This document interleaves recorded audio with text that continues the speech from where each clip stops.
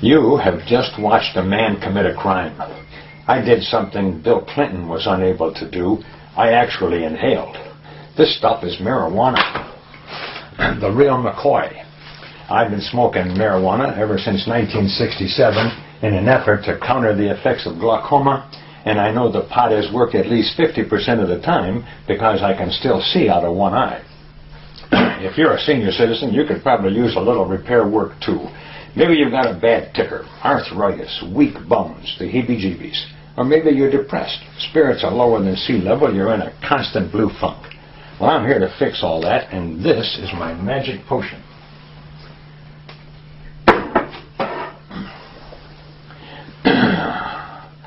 I give you the Nova marijuana plant. That's right, marijuana. It's a pharmaceutical wonder, the penicillin of the 21st century. Add years to your life and life to your years with medicine from the Evergreen Pharmacy. Keep an open mind and I'll fill it with the magic smoke of the cannabis sativa bush and make you young again. But first, a word about my qualifications as a marijuana expert. I say a pot expert who hasn't smoked pot is no expert. Bill Clinton never did inhale. Our drug czars are all non-tokers who wouldn't know marijuana from marmalade, and yet they have the gall to lecture others on the perils of pot. I, on the other hand, have been stoned on pot every day since 1967 and know the truth about the stuff. I know more about marijuana than anybody except the Rastafarians. You remember them. They're the ones who made a religion out of pot smoking and saved millions from a life of sobriety. That's them there. I tried to join their group once, but they whiteballed me. Okay, now for a little history. A lot of people think pot smoking is a sin, but they're mostly idiots. The fact is, Adam and Eve were the very first potheads, and it says so right in the Holy Bible. Listen to this. Hold on. I'll just get my Bible. I got a copy right here. Because I know people aren't going to believe what I'm saying, but I'm telling you, it's right here in the Holy Bible. I've got it. Open the book to Genesis. And it says, and I quote, Eve did go forth and picketh weeds, which she did burneth. And Adam did saith, Here goeth a roach clip. And they did cloud their minds with smoke. It's right there in the good book. If your Bible doesn't have this quote, you're probably using an expurgated version, but take my word for it, I have a first edition, and it says it right here. And I say, if God provided marijuana for Adam and Eve, don't you think He wants you to have it too?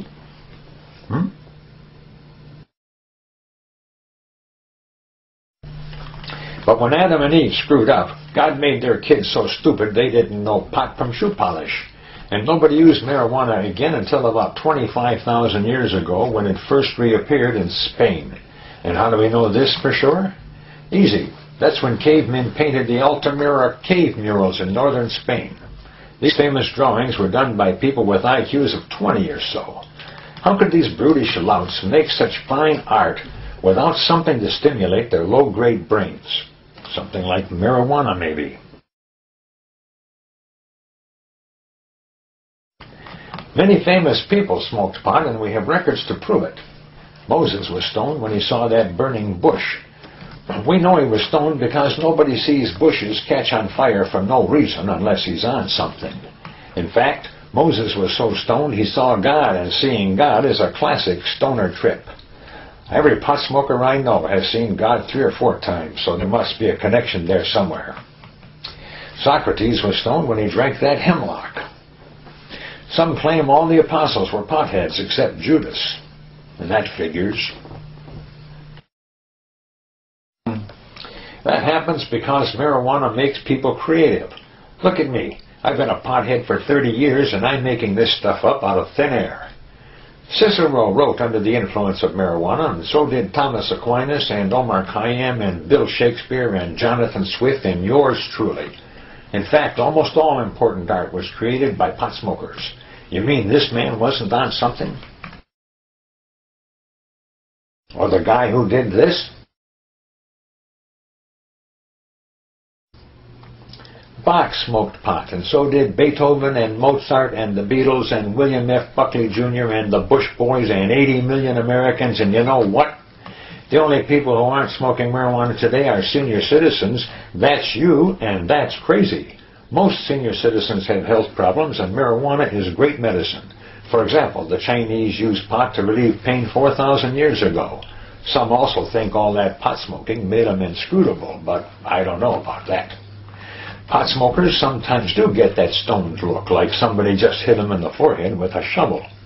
But that's only superficial. On the inside of the average stoner's brain is a seething mass of energy and blinking lights and snapping synapses engaged in thinking really profound thoughts.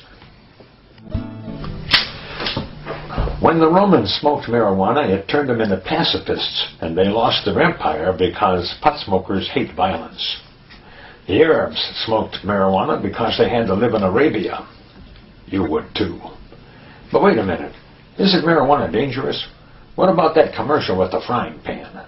Won't pot fry your brain, destroy your memory, turn you into a lazy bum? Well, no it won't. After 30-plus years of pot smoking, my own brain is in top working order. In fact, every time I smoke a little marijuana, my IQ shoots up 20 points and I get a strong urge to learn algebra. It even works on lower animals, though how animals can be lower than some people I know is beyond me. The other day, my cat ate some marijuana I was growing, and an hour later, I caught her reading the Wall Street Journal.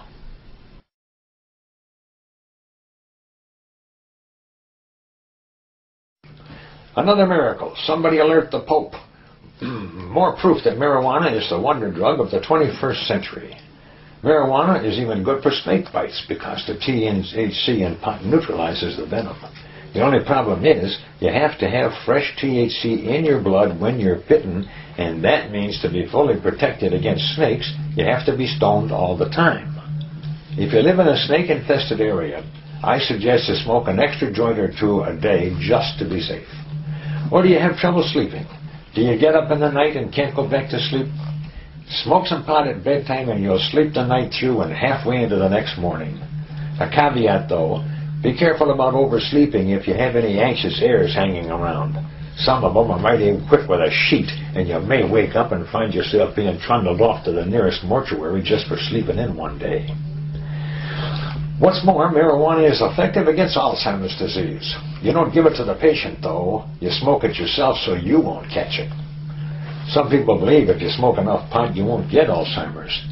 But I can't remember if that's true or not.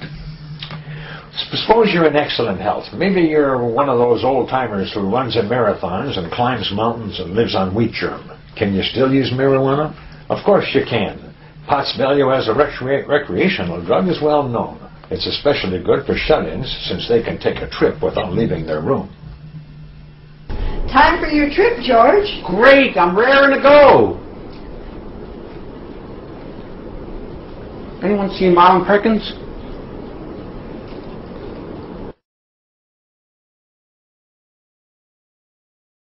All right, let's get more specific. How do you get marijuana? The feds say pot is illegal in every state, including the ones that okayed medical marijuana laws recently. If they catch you with pot, they could send you to the big house for life. That means you have to learn to be devious and cunning. Trust no one. Don't leave roaches or clips in ashtrays in your car or anywhere else. Be creative in hiding your pot. Ladies can hide it in their bras. Nobody's going to reach into an old lady's bra if he can help it. If you've got a job and they make you take a drug test, claim you inhaled secondhand smoke from some ne'er-do-wells who hang out in your condo. Who knows? Worked for that guy in the Olympics. Now for some tips on how to buy marijuana. One reliable source is the Hells Angels. These guys always have pot for sale. Stop any biker you see on the street and place an order. Getting marijuana isn't easy. If you can't buy pot, you can always grow it under lights in your own home, but it's a tricky business unless you've got a green thumb. And you've got to watch out for the feds. If they catch you growing marijuana, they can seize your house and your seeing eye dog under the drug forfeiture laws. One way to grow pot is to throw some seeds over the fence behind your neighbor's garage and grow it there, so if the feds find it, they'll seize his house and not yours. If you live in San Diego or on the Florida coast, you may find marijuana washed up on the beach in bales. If you should find a bale or two, call me at once. I'm in the book. I'm fully licensed to store pot and will see that it's distributed to sick old folks across the state. Of course, I'll have to deduct a small amount, say 50%, for expenses, but you may be assured most of the rest of it will go to the needy. Whatever you do, don't turn it into the cops. They'll pose with the swag, and the chief will give you a handshake like the one the bank president gave W.C. Fields in the bank dick after he caught the robber and saved the bank's money. And then the cops will take the pot down to the police station and smoke it themselves.